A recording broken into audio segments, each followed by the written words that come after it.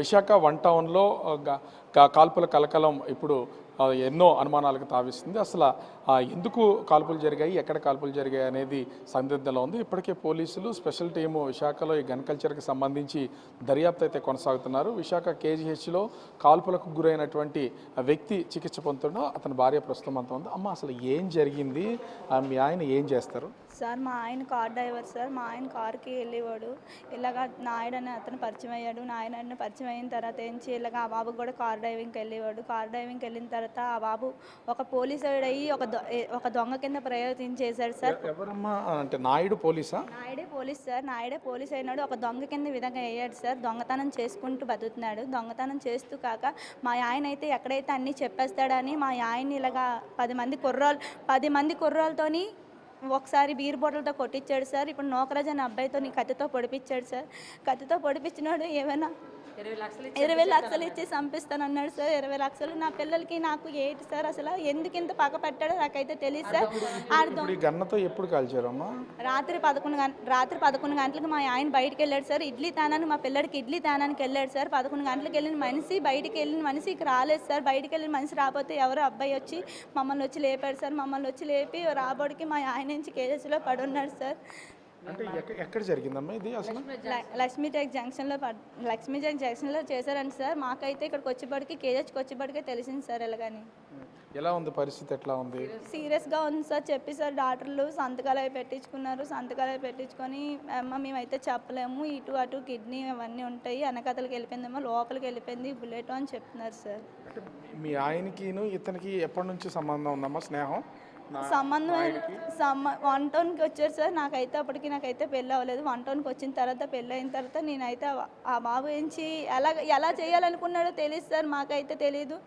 అసలు ఏం చెబుతారనుకున్నాడో అయితే నాకైతే తెలియదు సార్. మా ఆయన్ని కావాలని చంపేస్తున్నారు సార్.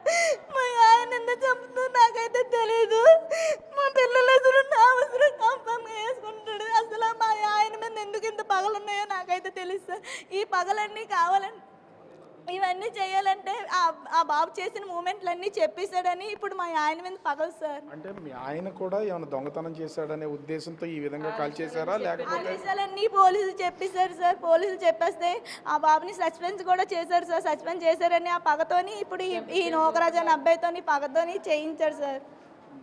ఎవరెవరమ్మా అసలు? అంటే మీకు తెలుసుగా, మీరు మీ అబ్బాయి అనుకుంటారు కదా, అది గాయాలైనటువంటి అబ్బాయి. అంటే ఎవరెవరితో స్నేహం ఉంది అసలు? ఆ రోడ్డు మీద జరిగిన విషయాలు మా అబ్బాయి మాకు ఇంటి దాకా తాడండి. Constable Naidu, juice shop Naidu, నౌకరాజు, ఇప్పుడు ఆడ పేరు షూట్ చేసిన నౌకరాజు కదా ఆడు, ఇంకోటి పేరేంటి మధు, ఇంకా 3 ఉన్నారు. మొత్తం 10 మంది బ్యాచ్ చేయండి. నా కొడుకుని మొన్నోసారి ఉగాదికి ముందు బీర్ బాటిల్తో కొట్టేశారు. స్టేషన్కి వెళ్ళి కంప్లైంట్ ఇచ్చాం. మిల్లి రాజీ అయిపోయితే నన్ను స్టేషన్కి రానలేదు మా అబ్బాయి. అలా ఏం మాట్లాడుకో రాజీ అయిపోయి వచ్చారో తెలియదు. రాత్రి టిఫిన్కి వెళ్ళిన పిల్లల్ని అడ్డుకొని షూట్ చేశారండి. అంటే చంపేస్తాడనే అనుమానాలు ఏమైనా ఉన్నాయా? అంటే ఏదో అంటున్నారు ఇందాక మీరు. వాళ్ళు చంపేస్తాను అంటున్నారు. కుర్రోళ్ళకి 20 లక్షలు ఇచ్చి మ్యాగ్నెట్ కూడా చంపేయని అన్నారంట. మా అబ్బాయిని చంపేమని కానిస్టేబుల్ నాయుడు నౌకరాజుని కుర్రోని పంపించాడు డబ్బు ఇచ్చి.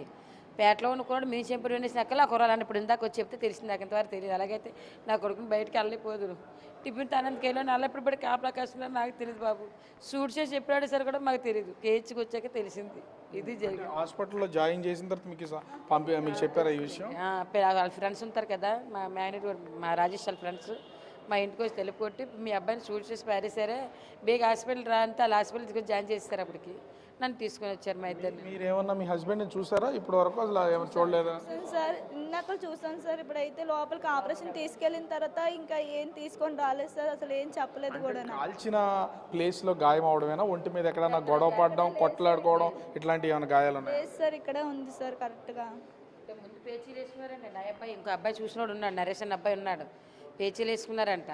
ఆడేమో కత్తీసి అంటే ఇటు పొడిచడానికి, ఈడేమో బీర్ బాటిల్స్ కొట్టాడండి మా ఓడు. ఆ తర్వాత ఆడికి సాకు తీసి ఇటు పొడిచిపోదాక ఆ చేతిలో సాకు తీసుకొని ఇటు పరిగెట్టించాడు. మా చిన్నోడు పరిగెట్టించాడంట. అటు నుండి వచ్చిన తర్వాత ఈ ఇంటికి వెళ్ళోడికి మా చిన్నోడికి ఫోన్ చేసి అప్పటికి బుల్లెట్ తెచ్చేసుకున్నాడంట. ఇంకో కుర్రోడో ఎవడో ఏడు నరేష్ అన్న అబ్బాయి పిలిస్తే తెలుస్తుంది. ఆ బుల్లెట్ రివాల్వర్ తెచ్చుకొని మా అబ్బాయికి ఫోన్ చేయాలి, నీ పిల్లం ఎలాగా అలాగానే ఫోన్ చేసి రచ్చగొడితే ఎల్లోడు మళ్ళీ అనక్కొచ్చాడు.